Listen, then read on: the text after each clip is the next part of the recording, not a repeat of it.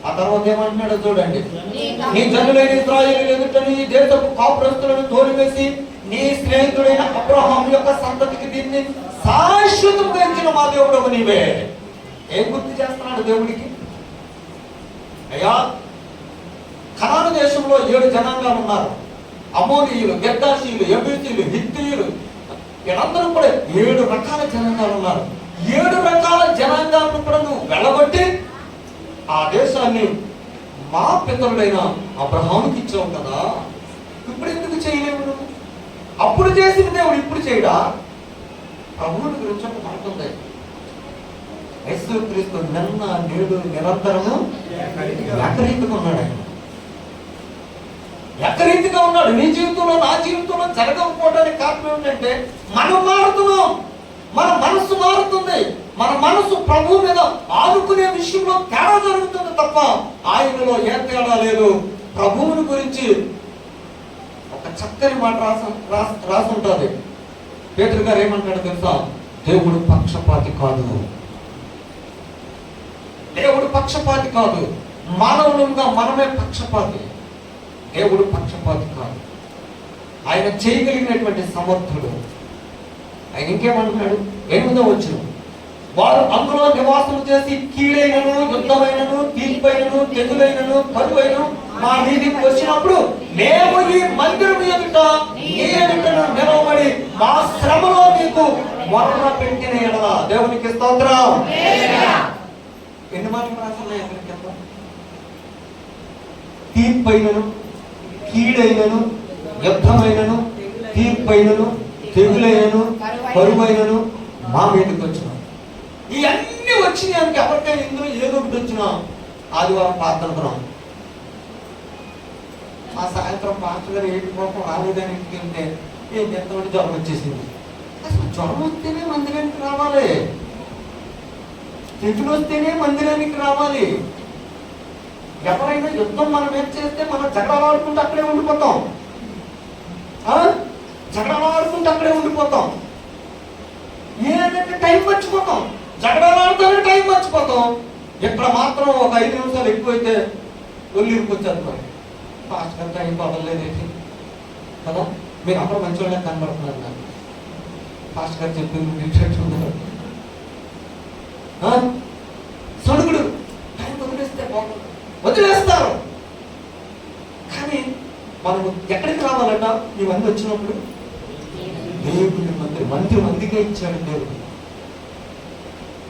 యుద్ధం వచ్చినా, తెగులు వచ్చినా, కరువు వచ్చినా, ఏదొచ్చినప్పటికీ కూడా ప్రార్థన చేయటానికి ఎక్కడికి రావాలి? దేవుని మందిరంలోనికి రావాలి. అప్పుడు దేవుడు గొప్ప కార్యం చేస్తాడు. 9వ వచనం, నీవు ఆలకించి మమ్మల్ని రక్షించుదు అని అనుకొని ఇచ్చట నీ నామ ఘనత కొరకు ఈ పరిశుద్ధ స్థలమును కట్టించి నీ పేరు ఈ మందిరమునకు పెట్టబడేది కదా. దేవునికి స్తోత్రం. ఈ మందిరం ఎవరిది? దేవుని మందిరం. ఎవరుంటారు ఈ మందిరంలో? దేవుడు నివాసం ఉంటాడు. ఎప్పుడు నివాసం ఉంటాడు? ఇది తెలివే. ఎప్పుడు నివాసం ఉంటాడు చెప్పాలి. మందిరం మనందరం కలిసి ఇప్పుడు బయటికి వెళ్ళిపోతే దేవుడు ఉంటాడా? ఇక్కడ ఉంటాడా? ఉంటాడా? చెప్పండి. అనుమానంతో చెప్తున్నారు. నేను చెప్తే ఏమంటాడు ఈయన? మీకున్న ఆలోచన చెప్పండి. ఉంటాడా దేవుడు? ఉండడు. ఉండడు. ఆయన మంచి వాగ్దానం చేశాడు, మనతోనే ఉంటానన్నాడు. అందుకే 9 గంటల ప్రార్థన అంటే ఆయన 5 నిమిషాలకు 9కి వచ్చి కూర్చుంటాడు. ఆయన చాలా నమ్మకస్తుడు. ఆయన నా పిల్లలు వచ్చేస్తాను, నేను వెళ్ళి కూర్చోవాలి. మనం టైం పెట్టుకుంటాం. టైం చెప్పొద్దానంటే మన వెళ్ళకపోయినా ఆయన అక్కడే ఉంటాడు. మనం వెళ్తేనే, మన కదిలితేనే కదులుతాడు ఆయన. అంత మంచి దేవుడు. అందుకే ఆయన నమ్మకస్తుడు. దేవునికి స్తోత్రం. ఆయన నమ్మకస్తుడు. మనమే చాలా సార్లు నమ్మకంగా ఉన్నాం. పాస్టర్ గారు అండి నేను అది ఎరగదీస్తానండి, ఇది ఎరగదీస్తానంటాం. ఏది ఎరగదీయం? నమ్మకత్వం ఉండదు. చాలాసార్లు నమ్మకత్వాన్ని కోల్పోతాం. నమ్మకత్వం అనేది చాలా ప్రాముఖ్యం క్రైస్తవ జీవితంలో. అలా నేను డైవర్ట్ అవుతున్నాను. దేవుని పిల్లల చాలా ప్రాముఖ్యమైన విషయం దేవుని మందిరంలో మనం చేసినటువంటి ప్రార్థన ప్రభు ఆలకిస్తాడు. దేవునికి స్తోత్రం. అయితే పాస్టర్ గారండి మనం ఎక్కడుంటే అక్కడ ఉంటామన్నాడు కదా, ఇంట్లో ప్రార్థన చేసుకుంటానంటే అవదు. యుగ సమాప్తి వరకు సదాకాలం మనకు తోడే ఉంటాడు. కానీ సమాజముగా కూడుకుంటామని మనం ఒక నిర్ణయం చేస్తాం కాబట్టి ఆ నిర్ణయం ప్రకారంగా ఆయన మందిరంలో ఉంటాడు. మనతో మందిరంలోకి రావటం వల్ల చేసే కార్యం ఏంటో తెలుసా? మన మనస్సు దేవుని మీద ఆనుకోవడానికి అవకాశం ఉంటుంది. ఇంట్లో ఆనుకోలేము. అందుకు మందిరానికి రావాలి. దేవునికి స్తోత్రం కలుగును గాక. హల్లెలూయా. తర్వాత ఇలాగ మాట్లాడుతూ 12వ వచనంలోకి వెళ్ళిపోదాం. మా దేవా, నువ్వు వారికి తీర్పు తీర్చవా? మా మీదికి వచ్చి గొప్ప సైన్యంతో యుద్ధం చేయుటకు మాకు శక్తి చాలదు, ఏమి చేయుటకు మాకు తోచదు, నీవే మాకు దిక్కు అని ప్రార్థన చేశాను. దేవునికి స్తోత్రం. ఏమంటున్నాడు? ఏమని ప్రార్థన చేస్తున్నారు వాళ్ళు? నీవే మా దిక్కు, మేము యుద్ధం చేయాలంటే మాకు శక్తి లేదు. నువ్వెప్పుడు బలహీనుడు అవుతావో దేవుని ఎదుట ప్రభా నేనేమీ చేయలేను, చేసేదంతా నీవే చేయాలని నువ్వు దేవుడి మీద ఎప్పుడైతే ఆధారపడతావో, నీవే మా దిక్కు అని ప్రభు వైపు చూస్తావో, దిక్కు లేని వాడికి ఆ మాట బాగా చెప్తాం, కానీ దేవుడి మీద ఆనుకో. దిక్కు లేని వాడికి దేవుడే దిక్కురా అని అంటాము, కానీ దేవుని మీద ఆనుకోవటం నేర్చుకోవాలి. మన దిక్కు ఆయనే, మన ఆశ్రయం ఆయనే. ఏమని ప్రార్థన చేస్తున్నారు? మనమైతే శ్రమ వస్తే కాలుగా పిల్లి అటు తిరుగుతాం, ఇటు తిరుగుతాం. ఆడవాళ్ళు అయితే అమ్మ ఏటమ్మా ఏమన్నా ఉండమన్నానంట సర్వమని పక్క మీద కేకలేస్తాం. అమ్మ ఏంటి డెఫినెట్ గా ఉంది అన్నట్టు ఉంది, యుద్ధం ఏదో వచ్చేసింది. అదే భర్తను ఏమన్నానంటే ఈయనకున్న శ్రమ బట్టి ఈయన కేకలేస్తుంటాడు. కారణం ఏంటో తెలుసా? మన మనస్సు దేవుని మీద ఆడుకోలేక కాలుగాలి పిల్లిలాగా తిరగట్లేదు. వీళ్ళు దేవుని మీద ఆధారపడ్డాడు. ఒక సంగతి తెలుసా? దేశంలో ఉన్నటువంటి ప్రజలు అందరూ అక్కడికి వచ్చారు. పిల్లలు పెద్దలు, ఆఖరికి ఆ 3 దినాలు వారు ఆఖరికి పశువులకు కూడా మేత అయ్యారు. పసిపిల్లలతో సహా అందరూ కూడా దేవుని మందిరంలోకి వచ్చి ఆ శ్రమ వలన వచ్చినటువంటి శత్రువులను ఎదుర్కోవడానికి మీరు ప్రార్థన చేయడం ప్రారంభించారు. ఆ ప్రార్థనలో జరిగినటువంటి కార్యం చూడండి ఏం జరుగుతుందో. అక్కడ ఇంకా చూద్దాం 13వ వచనంలో, యోధావారందరూ తమ శిశువులతోనూ భార్యలతోనూ పిల్లలతోనూ యెహోవా సన్నిధిని నిలువబడిరి. అమ్మ ప్రార్థనకి ఎందుకు రాలేదు? పిల్లల గురించి రాలేదండి. ఏమో ప్రార్థనకి ఎందుకు రాలేదు? పశువులకి మేత ఇయ్యాలండి. శ్రమ ఎలా పోతుంది? దుఃఖం ఎలా పోతుంది? కష్టం ఎలా పోతుంది? మనము దేవుని మీద ఆనుకోవడం నేర్చుకోవాలి. దేవుని మీద ఆధారపడటం నేర్చుకోవాలి. దేవుడు ఏం చేస్తాడో తెలుసా? నువ్వు ఎంత ప్రార్థన చేసావన్నది కాదు, బైబిల్లో మంచి మంచి చక్కని మాటలు పెట్టి ప్రార్థన చేసావన్నా చూడవు. నీ మనసును చూస్తావు. నువ్వు ఏ ఉద్దేశంతో, ఏ ఆశతో వస్తున్నావు, ఇక్కడికి వచ్చి ఏ ఆశతో రాగలుగుతున్నావు. ప్రభా నేను మందిరానికి వెళ్తున్నాను, ఈ రోజు నాకు సహాయం చేయి. ప్రభా ఈ 3 దినాలు నేను ఉపవాసం ఉన్నాను, లేక 40 రోజులు ఉపవాసం ఉన్నాను, 7 రోజులు ఉపవాసం ఉన్నాను, ప్రభా నాకు సహాయం చేయి. నీ మనస్సు సమస్తాన్ని నువ్వు తీసుకున్న ఆ తీర్మానాన్ని దేవుడు చూస్తాడు. దేవునికి స్తోత్రం. నీ హృదయాన్ని దేవుడు చూస్తాడు, నీ మనస్సును దేవుడు చూస్తాడు. అయ్యో నా బిడ్డ తీసుకున్న ఆ తీర్మానం. యెహోషాపాతు ఎప్పుడైతే ప్రజలకు చెప్పాడు, ఆ ప్రజలు అందరూ కూడా వచ్చారట. భార్యలు, పిల్లలు అందరూ వచ్చి దేవుని మందిరంలో ప్రార్థన చేసుకుంటున్నారు.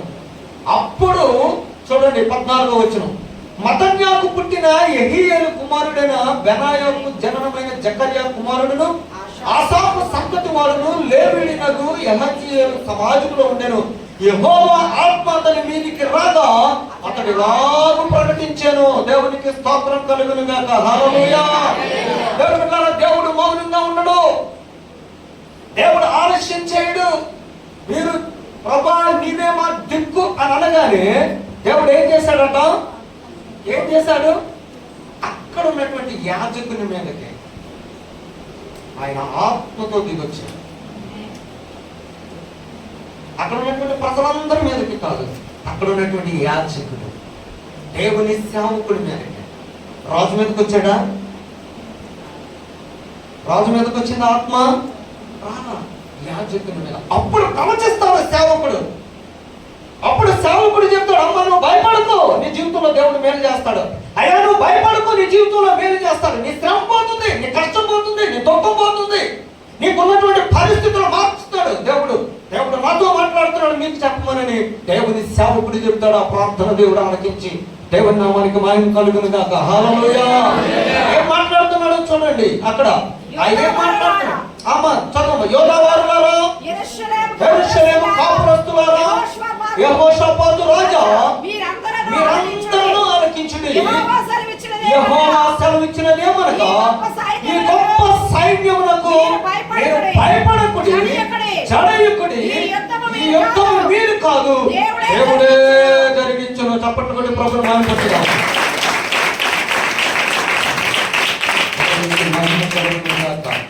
దేవుని బిడ్డలారా, దేవుని ఆత్మ దిగొచ్చింది సేవకుడి మీద. సేవకుడు మాట్లాడుతున్నాడు, యోధావారులారా, యెరూషలేము కాపురస్తులారా, ఈ సైన్యానికి మీరు భయపడద్దు. యుద్ధం మీరు కాదు చేసేది, యుద్ధం యెహోవాయే చేస్తాడు. మీరు భయపడద్దు, భయపడకుడి, జడయుకుడి. నీ దేవుడని యెహోవాను నేనే, ఇశ్రాయేలీయుల పరిశుద్ధ దేవుడినగు యెహోవాను నేనే, మీ దేవుడని యెహోవాను నేనే. మీరు భయపడాల్సినటువంటి పని లేదు, యుద్ధం నేను చేస్తా. ఎలా చేస్తాడు దేవుడు? యుద్ధం ఎలా చేస్తాడు? ఎలా చేస్తాడు చూడండి. మాటను చదువుకుందాం. 16 వచ్చిన, రేపు వారు మీదికి పోవుడి, వారు జీజు అని ఎక్కుడు మార్గంలో వచ్చేదరు. మీరు ఎరువేలు అరణ్యము ముందరున్న వారునందుకు వారిని కనుగొందరు. ఈ యుద్ధంలో మీరు పొట్టడాల్సిన పని నిమిత్తం లేదు. యోధావారులారా, యెరూషలేము వారులారా, మీరు యుద్ధ పంక్తులు తీర్చి నిలువబడి మీతో కూడా ఉన్న యెహోవా దయచేయు రక్షణను మీరు చూచెదరు. భయపడకుడి, జడయుకుడి. రేపు వారి మీదికి పోవుడి, యెహోవా మీతో కూడా ఉండును. అప్పుడు యెహోషాపాతు సాష్టాంగ నమస్కారం చేశాను. యోధావారును, యెరూషలేము కాపురస్తులను యెహోవా సన్నిధిని సాగిలపడి నమస్కరించేది. దేవునికి స్తోత్రం. సాగిలపడి నమస్కారం చేస్తారు. ఆ తరువాత చేసిన పని ఏంటో తెలుసా? మందిరంలో సాగిలపడి దేవునికి మొక్కారు. ఉదయాన్నే తెకోవ అరణ్యానికి బయలుదేరారు. బయలుదేరే ముందు అక్కడ రాజుగారు చెప్తున్నాడు. ఏమని చెప్తున్నాడో చూడండి. ఈ మాటలు చాలా చాలా ప్రాముఖ్యమైనవి. 19వ వచనం, కహాతీయుల సంతతి వారును కోరహీయుల సంతతి వారును లేవీయులు నిలవబడి గొప్ప శబ్దంతో ఇశ్రాయేలీయుల దేవుడైన యెహోవాను స్తుతించిరి. అంతటా వారు ఉదయమునే లేచి తెకోవ అరణ్యములకు పోయి వారు పోగుచుండగా యెహోషాపాతు నిలవబడి, యోధావారులారా, యెరూషలేము కాపురస్తులారా, నా మాట వినుడి, మీ దేవుడని యెహోవాను నమ్ముకొనుడి, అప్పుడు మీరు స్థిరపరచబడుదురు. ఆయన ప్రవర్తనను నమ్ముకొనుడి, మీరు ప్రాప్తులగుదురు. దేవునికి స్తోత్రం. ఏం చెప్తున్నాడో తెలుసా? కహాతీయులు, కోరాహు సంతతి వారు, వీళ్ళందరూ లేవీయులు. వాళ్ళు యాజకుడైనటువంటి ఆ యాజకుని దగ్గర పరిచారకులు. ఎవరు? పరిచారకులు, గాయకులు. వారు దేవుని స్తుతించడం ప్రారంభించారు. అప్పుడు యెహోషాపాతు రాజు చెప్తున్నాడు, అరే బాబు ప్రజలారా, జాగ్రత్తగా వినండి. నీ దేవుడైన యెహోవాను నమ్ముకోండి. రెండో మాట, తర్వాత ఎవరు నమ్ముకోవాలట? ఆయన ప్రవక్తలను నమ్ముకోవాలి. దేవుడు చాలా సార్లు ఈరోజు సంఘాల్లో దేవుడు అంటే చాలని ఒక పాస్టర్ గారు చెప్పింది కొంతమంది జీవితాల్లో, అందుకే వారి జీవితాల్లో మేలు కనిపించదు. కుడుకులో పడి ఎలగలా కొట్టుకుంటూ ఉంటారు. పదం ఎప్పుడైనా విన్నారా? కొన్ని కొన్ని పదాలు మీకు అర్థం అవ్వదు. ఇప్పుడు తింటారా కడుగు అంటారా? కింద కడిగింది వేస్ట్ అయిపోయిందని బయట కడతారు కదా, అందులో పడుతుంటాయి ఎలుగులు. అదేంటి అది పైన రాలేదు, అది కొట్టుకుంటూ ఉంటుంది, కొట్టుకుంటూ ఉంటుంది. కారణం ఏంటో తెలుసా? దేవుణ్ణి నమ్ముకోరు, సేవకుని నమ్మరు. దేవుణ్ణి నమ్ముకుంటే ఏమవుతాడంటాడు? స్థిరపరచబడతాడు. ఎలా స్థిరం లేనుడా అంటే ఏంటి? స్థిరం లేదంటే దాని అర్థం ఏంటి? స్థిరం లేదంటే వాడికి ఏం లేదు అమ్మా. మరి స్థిరం లేనుడా అంటే దాని అర్థం ఏంటి? ఏం లేదు వాడికి, బుద్ధి లేదని. అసలు పదం ఏంటంటే బుద్ధి లేదు. బుద్ధి లేని వాడికి స్థిరం ఉండదు,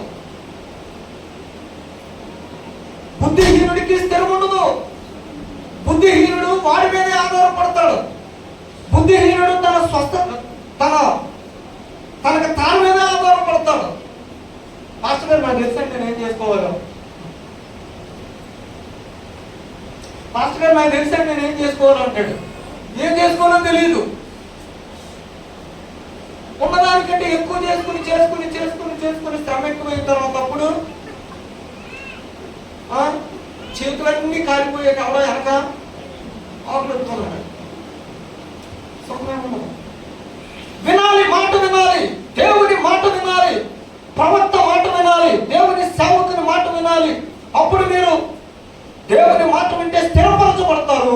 ప్రవక్త మాటల్ని నమ్ముకున్నప్పుడు కృతార్థులవుతారు, ఆశీర్వదించబడతారు. ఆ మాట చెప్పగానే వీళ్ళేం చేశారు? ఆధారపడ్డారు దేవుని బిడ్డలారా.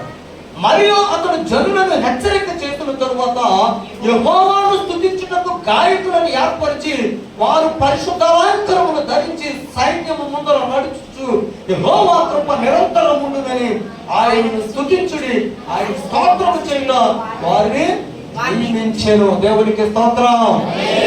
దేవుని బిడ్డలారా, పరిచారకులు చేయాల్సినటువంటి పని పరిచారకులు చేయాలి. బాబు దేవుని స్తుతించండి అంటే వారు దేవుని స్తుతించడం ప్రారంభించాలి. యాజకుడు పరిచారకులు వెళుతూ ఉంటారు. వారి ముందు సైన్యానికి ముందు ఎవరు పెట్టారంట? పరిశుద్ధాంకృతులై పరిశుద్ధతను ధరించుకొని హృదయంలో పరిశుద్ధతను కలిగి దేవుని స్తుతించడం ప్రారంభించారు. యుద్ధము చేసేది వీరు కాదు, దేవుడు చేయాలి. కాబట్టి పరిచారకులు, కొంతమంది పరిచారకులు బాబు 12 పని ప్రార్థన చేస్తున్నారంటే కొంత కాల్చేసి వస్తుంటారు, చూసిరారంటే కాల్చేసి వచ్చేస్తుంటారు. సేవ పాడవుద్ది. పరిచారకులు సేవకుని ప్రవక్త యొక్క మాట, దేవుని సేవకుని మాట వింటే పరిచారకునికి ఆశీర్వాదమే, సంఘానికి క్షేమమే, దేవునికి మహిమ. దేవునికి స్తోత్రం కలుగును గాక. హల్లెలూయా. అనేక మంది జీవితాల్లో జయాన్ని మనం పొందుకోగలుగుతాం. వారు ముందుండి పరిశుద్ధాలంకృతులై పరిశుద్ధతను ధరించుకొని దేవుని సన్నిధిలో ఆరాధన చేస్తున్నప్పుడు పరిశుద్ధత అవసరం. దేవుని బిడ్డలు ఏదైనా శ్రమలో ఉన్నప్పుడు, కష్టంలో ఉన్నప్పుడు, మనం చేస్తున్నటువంటి పనుల్లో ప్రార్థన చేయాల్సి వచ్చినప్పుడు జయం పొందాలి అని అంటే పరిశుద్ధత అవసరం. పరిశుద్ధాలంకృతులై యథార్థవంతుల ప్రార్థన యెహోవాకు సంతోషకరం అవుతుంది. మనం చేస్తున్నటువంటి ఆ ప్రార్థనలో మన హృదయంలో పాపమును లక్ష్యం ఉంచితే మన ప్రార్థన ఆలకించడు దేవుడు. హృదయంలో పాపం ఉండకూడదు, హృదయంలో పరిశుద్ధత ఉండాలి. ఇక్కడ దేవునిని స్తుతించేటప్పుడు పరిశుద్ధతతో యెహోవా కృప నిరంతరం ఉండును గాక అని ఏం చేశారట? 136వ కీర్తన అంతా అదే ఉంటది. దేవుడు ఓగుని హతము చేసెను, యెహోవా కృప నిరంతరం ఉండును గాక. దేవుడు మోయాబీయులను హతము చేసెను, యెహోవా కృప నిరంతరం ఉండును గాక అని రాస్తాడు 136వ కీర్తన. కాబట్టి దేవుని ప్రజలు ఎప్పుడు కూడా నీకు శ్రమ కలిగినప్పుడు, నీకు కష్టం కలిగినప్పుడు, నీకు దుఃఖం కలిగినప్పుడు దేవుని మందిరానికి వచ్చి యెహోవా కృప నిరంతరం ఉండును గాక అని ఆరాధన చేయడం ప్రారంభిస్తే దేవుడు బలమైనటువంటి ఆత్మచేత కిందకు దిగి వచ్చి నీకున్నటువంటి శ్రమను తొలగించి పారేస్తాడు, నీకున్నటువంటి బాధను తొలగిస్తాడు, నీకున్న కష్టాన్ని తొలగిస్తాడు, నీకున్న శ్రమను, నీకున్న బాధ, కష్టం, ఇరుకు, రోగం, ఇబ్బందులు, సమస్తాన్ని కూడా దేవుడు తొలగిస్తాడు. దేవునిని మనం స్తుతించగలగాలి. పరిశుద్ధాంకృతులే. నా మాటలు నేను ముగిస్తున్నాను, తర్వాత మిగతా మీరు కింద చదువుకోండి. ఎప్పుడైతే వీళ్ళు ప్రారంభించారో యుద్ధం చేయటం, ఎప్పుడైతే వీళ్ళు దేవుడిని స్తుతించడం ప్రారంభించారో, దేవుని బిడ్డలారా సంగతి తెలుసా, మాటుగాండ్రుని పెట్టాడు దేవుడు. చుట్టూ ఉన్నటువంటి 4 దిక్కుల నుండి వచ్చినటువంటి వారు ఒకరికొకరు పొడుచుకు చేస్తారు, ఏడొద్దం చేయరు. వాళ్ళకు వాళ్ళే పొడుచుకు చేస్తారు. వాళ్ళు ఎక్కడున్నా అక్కడ చచ్చిపోతారు. యుద్ధానికి వెళ్ళినటువంటి ప్రజలు వారి దగ్గర ఉన్నటువంటి సంపదను స్వాధీనం చేసుకోవడానికి 3 రోజులు పట్టిందట. దేవునికి స్తోత్రం. ఇంకా మిగిలిపోతే దేశంలో ఉన్నటువంటి ప్రజలందరూ వచ్చి దోచుకుని వెళ్తారు. దోపుడు సొమ్ముని దేవుడు పంచి పెడతాడు. దేవునికి స్తోత్రం కలుగును గాక. హల్లెలూయా. ఆయన బాహువు గొప్పది, ఆయన శక్తి కలిగినటువంటి దేవుడు. దేవుని బిడ్డ, నీ శ్రమను, నీ బాధను, నీ రోగాన్ని, నీ బలహీనతను సమస్తం నుండి విడిపించడానికి ప్రభువు మనల్ని ప్రేమించి కలువరి శిలువలో ప్రాణం పెట్టాడు. ఆయన నీ కొరకు నా కొరకు రక్తాన్ని ఖర్చాడు, నీ కొరకు నా కొరకు ప్రాణం పెట్టాడు. అది నీకు ఎంతటి, నీ ముందు ఎంతటి పర్వతమైనప్పటికీ కూడా, అది ఎరుకో కోటగోడలే కావచ్చు, ఎర్ర సముద్రమే కావచ్చు. దేవుడు మాట్లాడుతున్నాడు, నువ్వు ఊరక నిలిచిండి చూడు, నువ్వు ఊరక నిలిచిండి చూడు యెహోవా చేయు కార్యాన్ని. యెహోషాపాతు రాజుతో చెబుతున్నాడు ప్రవక్త, యోధవారులారా, యెరూషలేము కాపురస్తులారా, మీరు భయపడొద్దు, యుద్ధము యెహోవాదే. దేవుని బిడ్డలారా, నీ జీవితంలో పరిస్థితులు ఏమైనా కావచ్చు, కానీ నీ మనసు కనుక ప్రభు మీద ఆనుకుంటే, నీ మనసు కదా దేవుని మీద ఆనుకుంటే, నీ కొరకు కలువరి శిలువలో ప్రాణం పెట్టిన దేవుడు ఆయన మౌనంగా ఉండలేడు. సింహాసనం మీద, తండ్రి సింహాసనం మీద కూర్చున్నటువంటి ఆ దేవుడు మౌనంగా ఉండలేడు. మన మధ్యకు దిగి వస్తాడు. మన మధ్య నివాసం ఉండటానికి పరిశుద్ధాత్మ దేవుడిని అప్పగించాడు. ఆ ఆత్మ దేవుడే నిన్ను నన్ను బలపరచడానికి, నీ మనసును స్వాధీనం చేసుకుని ఆ ప్రభు మీద ఆధారపడితే ఆ పరిశుద్ధాత్మ దేవుడే మన జీవితంలో అద్భుతం చేసే దేవుడే. ఆశ్చర్య కార్యాలు జరిగిస్తాడు. నీ జీవితంలో ఒక మహోన్నతమైనటువంటి కార్యాన్ని జరిగిస్తాడు. నీ మనసు ప్రభు మీద అనుకోవాలి. ఎవరి మనసు నీ మీద అనుకున్నా వారిని పూర్ణ శాంతి కలవానిగా కాదు. యాలయనగా అతడు నా యందు విశ్వాసం ఇచ్చాడు. ఎలాంటి విశ్వాసం అది? ప్రభు మీద ఆనుకునే విశ్వాసం, దేవుని మీద ఆనుకునే విశ్వాసం. ప్రభు నీ కొరకు ప్రాణం పెట్టిన దేవుడు, అంతగా ప్రాణం పెట్టిన దేవుడు ఏమేమకుండా ఉంటాడు ఆయన. కాకపోతే నువ్వు నమ్మకంగా ప్రభు సన్నిధిలో మనసును దేవుని మీద ఆనుకొని ప్రభుత్వంతో జీవించు. నీ జీవితంలో అద్భుతం చేస్తాడు. ప్రతి సమస్య నుండి, ప్రతి శ్రమ నుండి, ప్రతి ఇబ్బందుల నుండి విడిపిస్తాడు. ఒకటి మాత్రం వాస్తవం, దేవునిని నమ్మాలి, నీ సేవకుని నమ్మాలి. దేవునిని నమ్మాలి, నీ సేవకుని నమ్మాలి. అప్పుడే దేవుడు అద్భుతం చేస్తాడు నీ జీవితంలో.